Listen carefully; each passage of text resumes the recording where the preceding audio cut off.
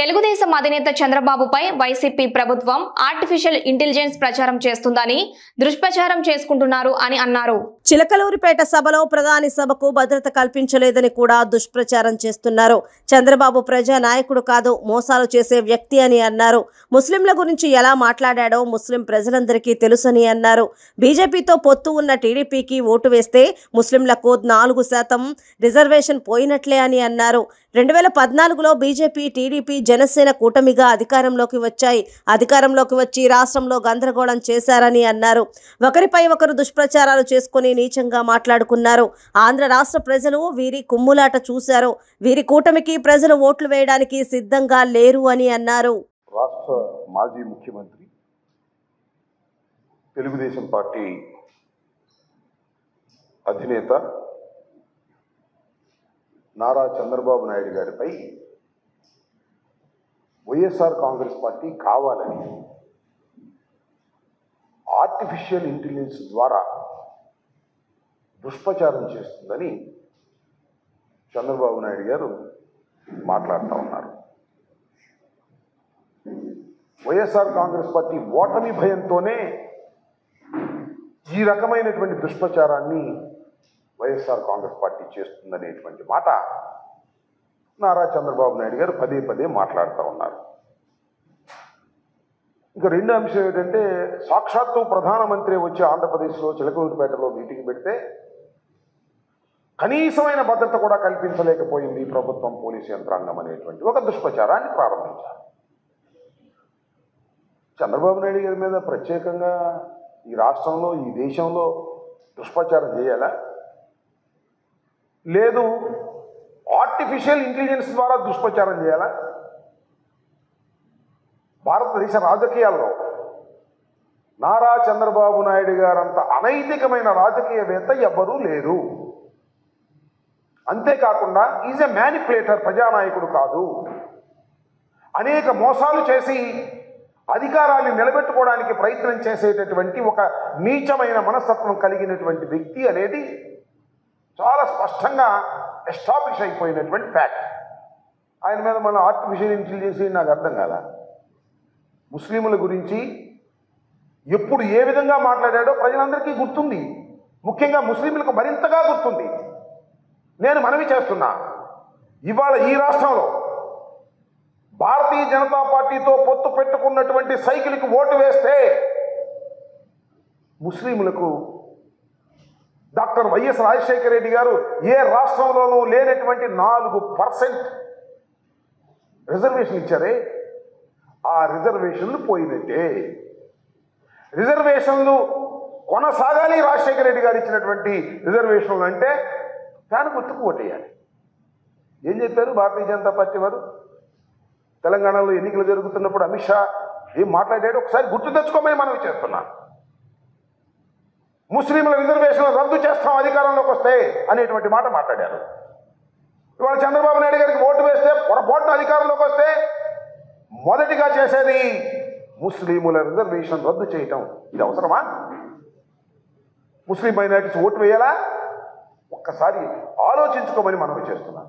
మేమంటే ఆయన మాట్లాడిన మాటలంట ఇంతకుముందు మాట్లాడారు చాలా సందర్భాల్లో. భారతీయ జనతా పార్టీకి జగన్మోహన్ రెడ్డి గారికి ఓటు వేస్తే భారతీయ జనతా పార్టీకి ఓటు వేసినట్టు పోయినసారి అని మాట్లాడినటువంటి సందర్భాలు మనం చూస్తున్నాం. దీనికి ఆర్టిఫిషియల్ ఇంటెలిజెన్స్ చెప్పాల్సిన అవసరం ఉంది. వాస్తవాలు కదా, ప్రజలు గుర్తుపెట్టుకోలేదా, ప్రజలు చూడటం లేదా అని అడుగుతా ఉన్నా. అసలు నేను తెలియగలుగుతానండి, మీరు 2014లో ఇదే కూటమి, ఈ ముగ్గురే కలిసి ఒక కూటమిగా ఏర్పడ్డారు.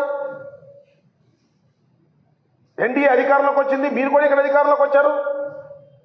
మీరు అధికారంలోకి తీసుకొచ్చిన పాపానికి ఆంధ్ర రాష్ట్రాన్ని ఎంత గందరగోళం చేశారో ఒక్కసారి ఆలోచించుకోమని మనం చేస్తున్నాం. మీరు ఎన్ని దుర్భాషలు ఆడుకున్నారో నేను ప్రత్యేకంగా చెప్పాలా? మోడీ గారిని మీరేమన్నారు, మిమ్మల్ని మోడీ గారు ఏమన్నారు, మీ ఇద్దరిని పవన్ కళ్యాణ్ గారు ఏమన్నారు, ఎంతగా దుర్భాషలు ఆడుకున్నారో, ఎంతగా కొట్టుకున్నారో, ఎంతగా నీచంగా మాట్లాడుకున్నారో అది ఆర్టిఫిషియల్ ఇంటెలిజెన్సీనా కాదా? ఒకళ్ళొకళ్ళు తిట్టుకున్న మాట వాస్తవం కాదా? ఒకళ్ళొకళ్ళు దూషించుకున్న మాట వాస్తవం కాదా? ఆ మాటలను నేను ఇప్పుడు చెప్పాలా? మోడీ గారిని మీరేమన్నారో మర్చిపోయారా? మోడీ గారు మిమ్మల్ని ఏమన్నారో మర్చిపోయారా?